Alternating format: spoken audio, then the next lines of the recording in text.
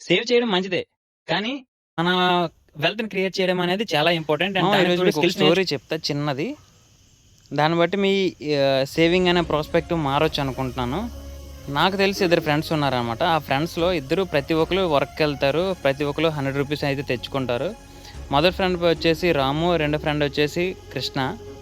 First friend రాము ఎవరైతే ఉన్నారో తన దగ్గరికి వచ్చిన 100 రూపీస్ని దాంట్లో 20 రూపీస్ అయితే సేవ్ చేయడం జరుగుతుంది.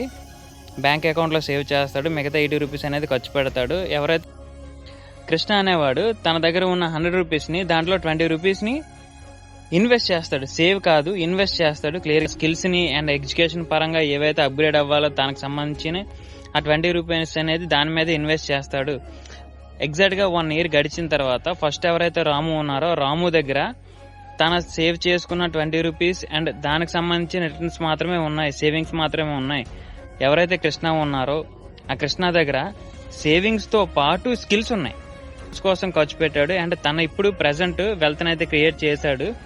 సేవింగ్స్ మాత్రమే కాదు, మనం పెట్టే ప్రతి రూపాయి కూడా ప్రజెంట్ మన మీద మనం సెల్ఫ్ ఇన్వెస్ట్మెంట్ అనేది చేసుకోవాలి. సేవ్ చేయడం మంచిదే, కానీ మన వెల్త్ని క్రియేట్ చేయడం అనేది చాలా ఇంపార్టెంట్. అండ్ దానికి తోడు స్కిల్స్ నేర్చుకోవడం అనేది చాలా ఇంపార్టెంట్. ఇప్పుడు ప్రజెంట్ ఆర్టిఫిషియల్ ఇంటెలిజెన్స్ వచ్చాక స్కిల్స్తో సంబంధం లేకుండా పోయింది అనుకున్నారు, కానీ స్కిల్స్ అనేది మోర్ దెన్ నెసెసరీ.